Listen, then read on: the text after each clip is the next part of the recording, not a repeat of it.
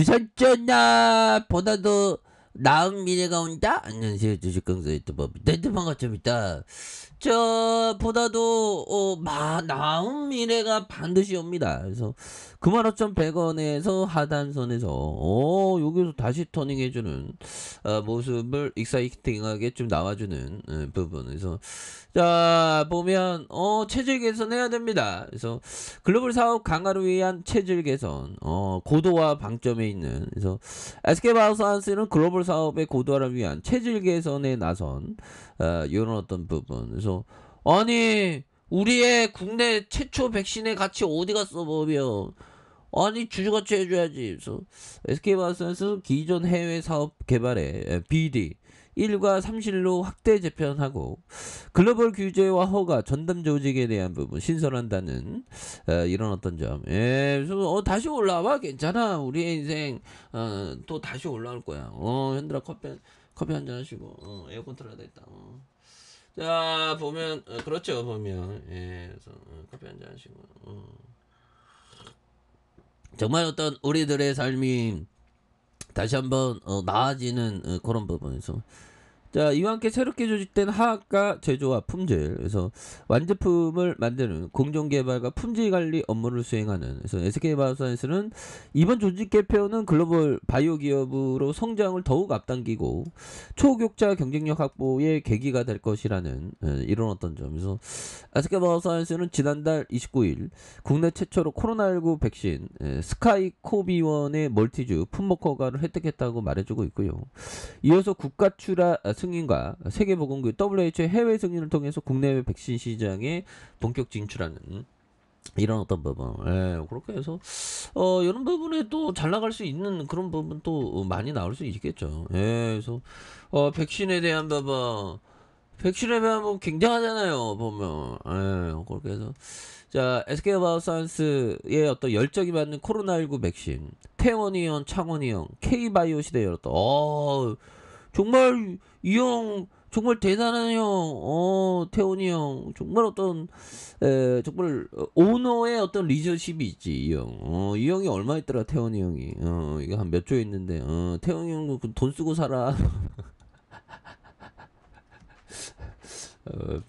자 우리가 또 아끼고 절약해야 되지만 또 돈 쓸 때는 또 써야 됩니다. 너무 움켜쥐려고 살다 보면 피곤해 삶이.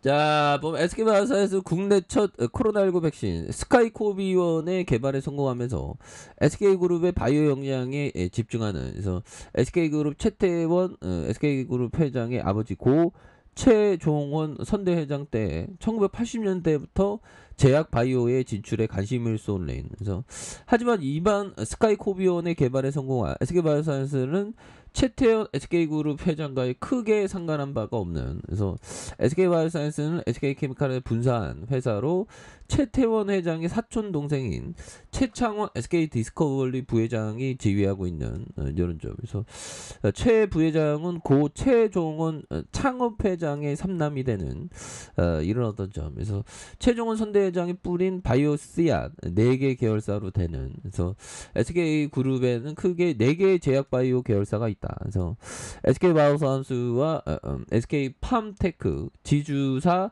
SK 아래에 있어서 최태원 회장이 직접 이끌고 있는 그래서 SK바이오사이언스와 SK 플라즈마는 최태원 회장이 지휘하고 있는 이런 어떤 현대커피 한잔 괜찮아.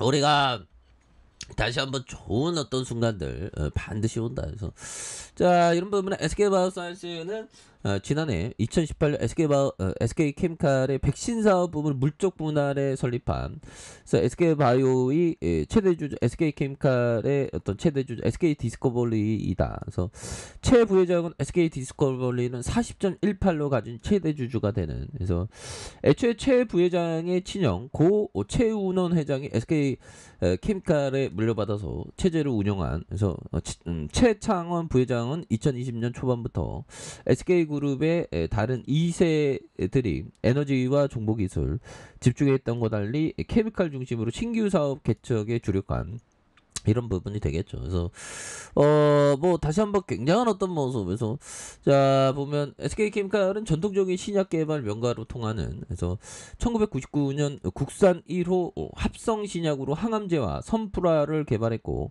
지난 2001년 국산 1호와 천연물 신약으로 고관절염 치료제 조인스와 2007년에는 국산 13호 합성 신약 발기부전제 엠비스를 개발했다고 이렇게 얘기한 부분이 있겠죠. 그래서 하지만 엠비스 이후 뚜렷한 성과가 없었다고 얘기를 해주고 있고요.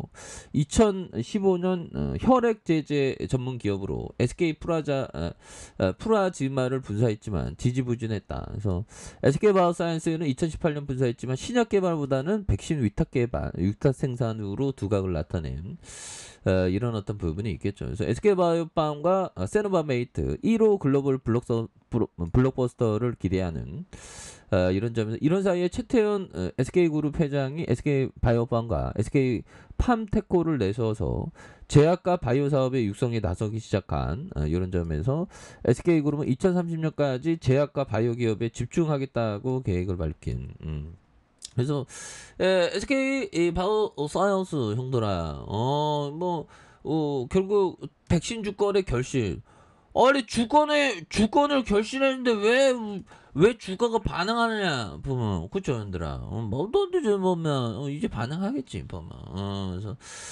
주방에 대한 부분 이 정도면 다시 수급 들어올 자리잖아 보면 너무 착한 자리야 보면 우리 착하게 살아야죠. 그래서 요번에 다시 터닝하는 이런 부분 굉장히 세게 나와주는 모습을 한번 기대를 해보도록 하겠습니다. 보면 예 그렇게 해서 자 보면 우리가 보면 이런 부분 자 유용 가능성에 대한 부분 자 법희정이 얘기했던 자 위험은 손실 가능성을 말한다.